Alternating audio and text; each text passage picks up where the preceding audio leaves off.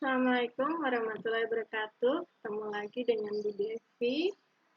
Hari ini Bu Devi mau menjelaskan masih di mapel yang sama, yaitu manajemen produksi. Jadi Bu Devi akan menjelaskan di sini tentang materi hunting lokasi. Apa itu hunting lokasi? Pasti kalian sudah pada tahu ya hunting lokasi ini, tapi di sini Bu Devi akan mengulas sedikit. Mungkin ada yang lupa atau mungkin ada yang belum tahu. Hunting lokasi ini dilakukan jelas pada saat praproduksi, ya. Jadi, kru-kru produksi biasanya akan melakukan hunting lokasi sebelum mereka melaksanakan produksi sebuah film atau sebuah program acara. Nah, hunting lokasi di sini adalah memilih dan mencari lokasi atau setting pengambilan gambar sesuai dengan naskah. Jadi, ini adalah pengertian hunting lokasi. Yang jelas, hunting lokasi ini dilakukan kru produksi setelah menerima naskah. Jadi, setelah menerima naskah, kita harus membedah itu naskah, lalu item-item yang ada di naskah itu mulai dari mungkin tokohnya, mungkin kalau tokohnya berarti kita harus perlu casting, ya, terus lalu item yang kedua misalnya adalah setting tempatnya, adegannya, scene-nya, berarti kita yang diperlukan adalah hunting lokasi. Nah, ini tentang pengertian hunting lokasi ya. Berikutnya adalah mengapa hunting lokasi itu perlu dilakukan? Kenapa? Apakah penting hunting lokasi itu dilakukan? Terus siapa saja yang terlibat dalam hunting lokasi?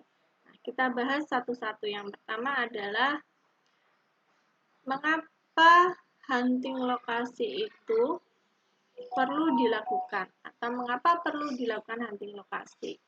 Yang pertama adalah untuk mengetahui karakter lokasi atau tempat yang dilakukan untuk produksi berdasarkan cerita yang dirancang. Jadi kita harus tahu tuh karakter lokasinya sesuai dengan naskah. Misalnya naskah tersebut atau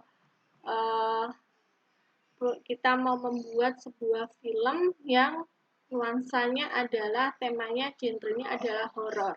Nah, berarti kita harus tahu karakter lokasi mana yang sesuai dengan naskah horor, sesuai dengan yang ada di naskah. Apakah misalnya lokasi dengan pencahayaan yang terang itu cocok enggak untuk horor, atau misalnya perlu enggak ada di adegan itu ada scene kuburan misalnya seperti itu. Nah, kita harus mengetahui dulu karakter lokasinya itu harus sesuai dengan yang ada di naskah atau tidak. Lalu penentuan lokasi harus sesuai dengan karakter dalam skenario. Penentuan lokasi yang kurang cermat atau yang tidak tepat itu akan menimbulkan masalah. Masalahnya apa? Itu nanti akan mengurangi makna dari film cerita itu atau akan mengurangi makna dari naskah tersebut. Tuh, contohnya seperti ini. Misalnya kita mau membuat sebuah film flashback di tahun misalnya 80-an. Berarti kan kita harus mencari lokasi yang benar-benar mirip dengan tahun 80-an atau kita set kembali atau kita setting kembali menjadi lokasi yang mirip seperti tahun 80-an. Nah, kalau misalnya kita tidak cermat dalam hunting lokasi, bisa saja itu muncul. Misalnya tahun 80-an kenapa sudah ada motor matic misalnya seperti itu, ada lokasi yang tidak sesuai. Harusnya itu lokasinya modern.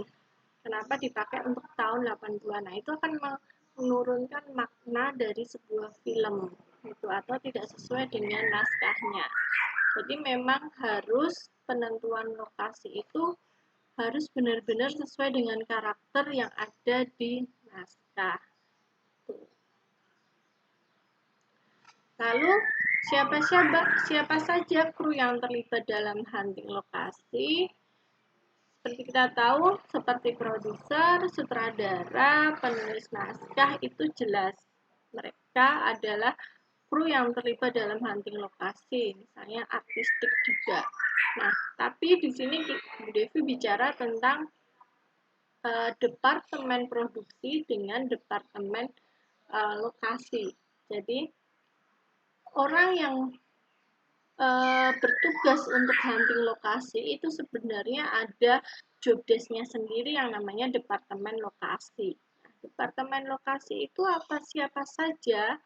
Nah, tugasnya apa saja? Jelas tugasnya adalah hubungannya dengan lokasi produksi, mencari lokasi produksi, mengeset lokasi produksi itu sesuai dengan naskah, itu adalah tugas dari departemen lokasi. Nah, kalau departemen produksi itu apa? Departemen produksi itu ya seperti produser, sutradara, kameramen, penulis naskah itu departemen produksi. Nah, kru yang terlibat dalam hunting lokasi atau lebih spesifiknya adalah departemen lokasi itu apa saja? Yang pertama ada manajer lokasi. Nah, di sini Bu Devi jelaskan dulu yang manajer lokasi. Manajer lokasi ini adalah manajer yang bertanggung jawab untuk membersihkan akhir atau menjamin izin dalam penggunaan lokasi tersebut dalam proses pembuatan film atau produksi. Jadi, kalau misalnya kayak kita mau membuat sebuah program acara, itu kan ada produser tuh. Nah, itu untuk bertanggung jawab dalam program acara tersebut. Tapi kalau hubungannya dengan lokasi, ini adalah manajer lokasi. Nah, manajer lokasi itu orang yang bertanggung jawab dalam pengurusan izin lokasi, terus dalam misalnya mencari lokasi, itu juga manajer lokasi tugasnya. Lalu setelah manajer lokasi ada apa? Ada asisten manajer lokasi. Nah, asisten manajer lokasi ini adalah tugasnya selain membantu manajer lokasi, dia juga orang yang biasanya standby di lokasi syuting untuk mengawasi jalannya produksi. Gitu. Nah, selain asisten manajer lokasi ada apa saja? Berikutnya ada yang namanya lokasi scout. Lokasi scout itu adalah yang orang yang melakukan banyak riset dan mendokumentasikan lokasi. Contohnya seperti ini, misalnya kita mau hunting lokasi di sebuah hutan. Untuk naskahnya genre filmnya adalah horor tadi. Berarti kita harus riset dulu.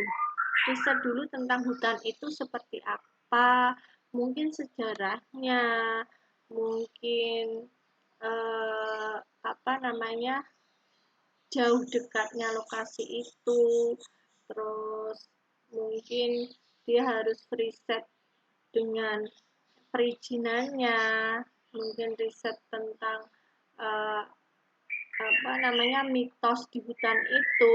Nah, itu yang melakukan semua itu penelitian atau risetnya tentang lokasi itu adalah lokasi scout. Dan dia yang mendokumentasikan, yang memfoto lokasinya, terus memfoto area di situ apa saja, ada apa saja, itu adalah tugas lokasi scout. Berikutnya ada yang namanya asisten lokasi. Nah, asisten lokasi ini orang yang bekerja sebelum pada saat kita hunting lokasi dan pada saat syuting, setelah itu selesai syuting. Maksudnya gimana? Pada saat hunting lokasi, asisten lokasi ini dia juga berperan penting. Dia juga ikut hunting. Dia kalau misalnya tempat ini cocok nggak, misalnya dipilih tempatnya adalah A di hutan. Nah, dia harus mengatur lokasinya di mana tempat nanti ruang make up-nya untuk talent, di mana tempat istirahat untuk kru, di mana nanti untuk mobil-mobil produksi parkir. Ini adalah tugas asisten lokasi. Ya, jadi dia sebelumnya pada saat hunting ikut gitu. Terus pada saat syuting atau produksi, dia juga harus ada di tempat itu. Tugasnya apa? Nah, itu tadi dia harus mengawasi juga jalannya produksi di lokasi itu. Jadi dia mengatur lokasinya. Misalnya kan biasanya kalau kita produksi mungkin ada masyarakat di situ yang dia nonton. Nah, dia harus mengatur itu, jangan sampai masyarakat itu mengganggu jalannya syuting. Jadi mereka yang mengatur kapan lokasi itu boleh dibuka untuk dilihat, kapan lokasi itu ditutup. Gitu. Terus setelah syuting apa juga? Setelah syuting dia juga bertugas untuk membersihkan lokasi. Itu, membersihkan lokasi tersebut kembali seperti semula. Itu ya. Itu tugasnya asisten lokasi. Selain mengatur lokasi, mengatur ruang gerak kru tadi, misalnya, oh kru harus istirahatnya di sebelah sini, talent istirahatnya di sebelah sini, untuk ruang make up di sini, itu yang mengatur ruang geraknya. Itu adalah asisten lokasi dan mengatur lalu lalangnya di lokasi. Seperti kalau misalnya kita masuk lokasi produksi, setelah itu harus kemana, ke sebelah kanankah atau ke sebelah kirikah, parkirnya di mana, parkir untuk mobil kru di mana, itu adalah yang mengatur asisten lokasi. Berikutnya adalah ada yang namanya asisten lokasi produksi. Sama dengan yang tadi ya, asisten lokasi tadi, yang di sini adalah asisten lokasi produksi. Dia menyiapkan lokasi atau membungkus lokasi, yaitu artinya saat suatu lokasi itu memerlukan beberapa hari persiapan atau beberapa hari untuk di-set, nah, dan kerusakan sebelum dan setelah hari pembuatan film. Jadi yang mengatur misalnya, oh di lokasi itu perlu di-set ulang, itu yang membuat set ulang itu adalah asisten lokasi produksi. Misalnya setelah itu produksinya sudah selesai, berarti harus dikembalikan seperti semula lagi, harus dibersihkan. Itu tugasnya adalah asisten lokasi produksi. Jadi bongkar pasangnya set lokasi itu tugasnya asisten lokasi produksi. Gitu. Ini untuk beberapa kru yang terlibat pada yang hubungannya dengan hunting lokasi atau hubungannya dengan lokasi. Jadi lebih dikenal dengan departemen lokasi ya. Gitu. Selanjutnya adalah hal-hal yang harus diperhatikan dan dilaporkan ketika hunting lokasi. Apa saja yang harus kita laporkan kepada produser, kepada sutradara? Itu yang pertama adalah koordinat geografis. Jadi kita harus tahu koordinat geografisnya. Oh, lokasi ini letaknya di mana, bisa di Sherlock tidak, itu hubungannya dengan koordinat geografis. Berikutnya adalah kondisi pencahayaan. Nah, ini juga hubungannya kepada tadi kru lokasi Scott yang mendokumentasikan lokasi. Dia harus tahu kondisi pencahayaannya di lokasi itu gimana, pada saat siang, pagi, atau malam bagaimana. Karena hubungannya dengan apa? Hubungannya dengan pada saat penata cahaya atau sutradara mengambil gambar. Jadi tahu, oh nanti kameranya dan lampunya, tata letak lampunya mau ditaruh di mana, pencahayaan di lokasi itu seperti apa, gitu. Terus berikutnya adalah yang harus dilaporkan adalah foto area. Di sekitar lokasi yang mau dipilih itu ada apa saja di sekitarnya, kita harus memfoto dan melaporkannya. Apakah itu dekat jalan raya, apakah itu banyak pemukiman penduduk, apakah dekat hutan, ataukah dekat apa itu ya. Jadi harus dilaporkan juga foto areanya. Berikutnya adalah ada sketsa letak jalan, gedung, atau ruangan itu. Jadi kru yang terlibat di hunting lokasi tadi harus mensketsa, menggambar ulang letak gedungnya itu di mana atau ruangannya itu isinya apa saja gitu. Biasanya kalau nggak di sketsa bisa difoto juga. Setelah itu ada yang harus dilaporkan adalah data akses kendaraannya. Nah, Data aksesnya ini maksudnya pintunya masuk kendaraan itu dari mana, terus nanti pintu keluarnya, lewatnya, jalurnya mana. Jadi aksesnya untuk masuk ke lokasi itu bagaimana harus dilaporkan juga.